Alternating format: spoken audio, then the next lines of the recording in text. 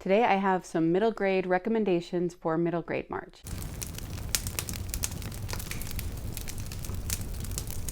Welcome to Candlewick Library. I'm Cheryl. Middle grade March is starting tomorrow, and I thought I would give a couple of recommendations of books I have already read. I'm going to share some of the books that I have enjoyed and that my children have enjoyed that would fit some of these prompts. I'm going to start with the prompt for one word title. Frindle by Andrew Clement. If you haven't read this before, it's about a boy who learns the power of words, and I thought it was a fun read, and it's very short. Very easy to read in a month when you've got a bunch of other things to read.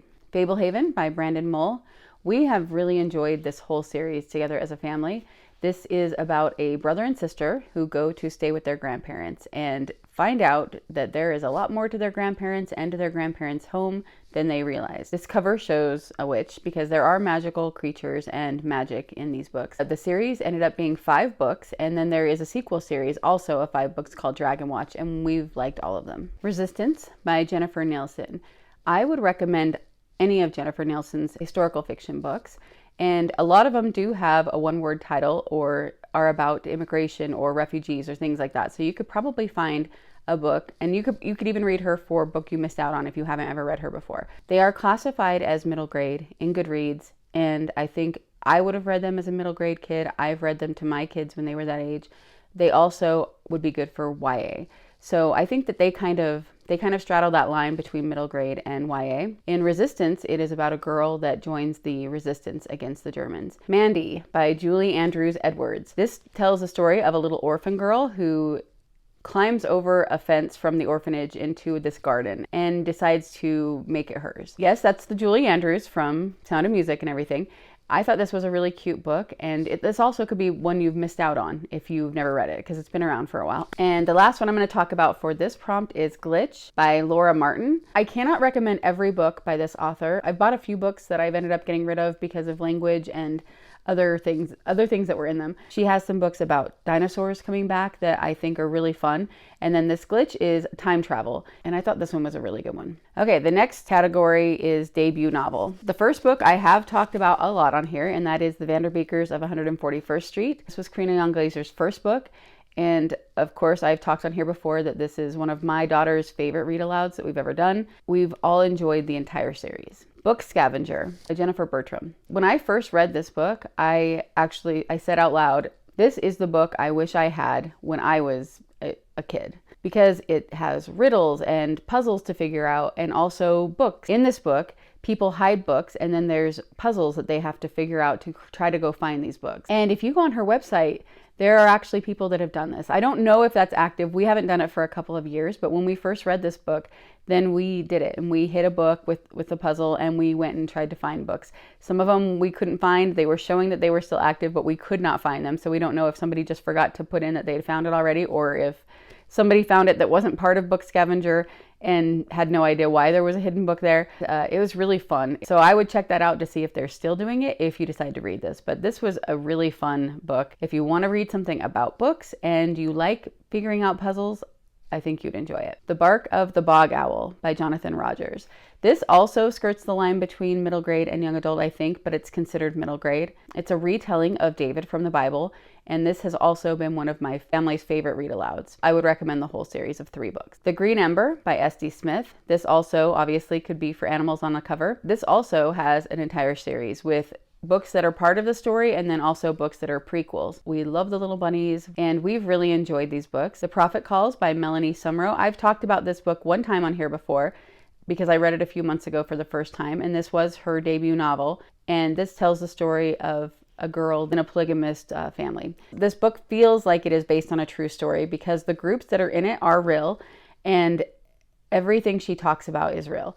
So I think she's taken real stories and then made a fictionalized character to put her in that story. For refugee or immigration story, some of these are just like the book in my TBR, a little bit twisted. They're not exactly the typical refugee or immigration story. But I thought Nim's Island by Wendy Orr. This also could fit animal on the cover. There's a couple animals on the cover. It could also fit book you've missed out on if you've never read this. I chose it for this prompt because she and her dad end up shipwrecked on this island. They've immigrated to this island. So I know it's a little twisted, but I think that it's fun to get creative with prompts sometimes. This book is spoken of as being like a modern day Robinson Crusoe, but I thought it was really cute.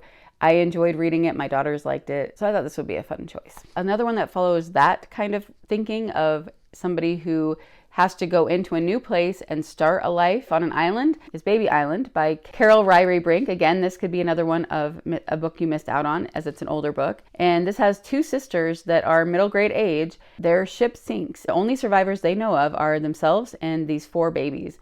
And so they have to go onto this island and start a life there taking care of themselves and these children. I also thought of A Place to Hang the Moon by Kate Albus. And I'm sure a lot of people thought of this one because these kids do have to leave their homes and go out into the country during World War II. And then I wanted to show Red Berries, White Clouds, Blue Sky by Sandra Dallas. This book tells the story of a young Japanese girl and her family, and they end up in an internment camp. And then A Long Walk to Water by Linda Sue Park. This is another one that I feel like fits more into the YA category just because of content, but it is listed as middle grade on Goodreads. This has 2 different stories in it that take place in the Sudan, and one is a young girl that has to walk for 8 hours a day to get water for her family. And the other story is a young boy who is a refugee. When my oldest daughter read it the first time, she wrote a report on how it made her realize how lucky she was that she could walk down and just get water out of the fridge. And it made her want to look out of what can I do to help other people that don't have easy access to clean water. And so I feel like it's a good story, it's well written, and it's also very impactful. For animal on the cover, I have quite a big pile. One of my favorites as a child, The Incredible Journey by Sheila Burnford. And of course, it has both dogs and the cat on the cover. And a lot of you are probably familiar with the story of these animals that think that their family has left them behind when they go on vacation, and they set out to go home on their own. Gone Away Lake by Elizabeth Enright. These kids find this village that's basically abandoned, but there are a couple of people that still live there that end up being able to tell them what's happened. And this has animals on the cover. This could be for a book you missed out on as well. I thought this was a really enjoyable book. Black Star, Bright Dawn by Scott Odell. And this is a girl that joins the Iditarod race. Obviously, there's one of her racing dogs on the cover. Mysterious Benedict Society. We really enjoyed the series. It's very big though, so it might not be the best choice for a readathon. But if you enjoy figuring out mysteries and smart kids, then I think you would enjoy this. And this is one that my daughters liked as well, and it has a bunch of birds on the cover. This also could be a missed out on if you haven't ever read it before. Apparently that's the theme of these animals or missed out on. Escape from Mr. Lemoncello's Library by Chris Grabenstein. This has a tiger on the cover. This is another book that just is fun with books and puzzles in it. And when I read this the first time, I thought it was so much fun. I did not enjoy the rest of the series as much as the first book, but I recommend this first book. Another classic, Mrs. Frisby and the Rats of Nim, Robert C. O'Brien.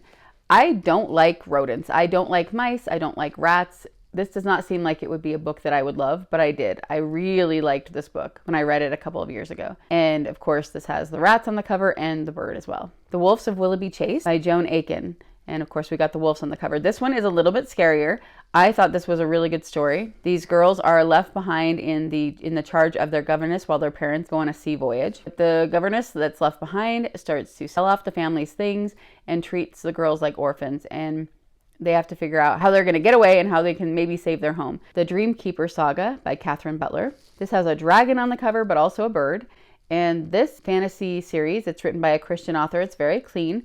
And these are still coming out. The 4th book is coming out in March. My youngest daughter hasn't read these yet, but my oldest daughter loves this series. It's one of her very favorite series. A 12-year-old girl comes home to find a dragon eating her dinner. She ends up then being transported into this different world that is full of magical creatures, and you're trying to figure out what is the connection here. Why did this dragon choose her? What is this other world that she didn't know about? And then the last one, books that you missed out on. The first one is Tom's Midnight Garden by Philippa Pierce. Tom goes to live with his aunt and uncle in the country, and he thinks he's going to be really bored, but every night the grandfather clock ends up striking 13 times, and when it does, he's transported into the past, and there he meets a girl and in this garden. I really enjoyed this, and then my daughter did as well, but I haven't heard very many people talk about it. This one isn't very old. The Incorrigible Children of Ashton Place. This is the first book, The Mysterious Howling. This also could be animals on the cover. I enjoyed this whole series. There were times when it slowed down a little bit. I still thought it was a really fun series. I don't hear people talking about it as much recently,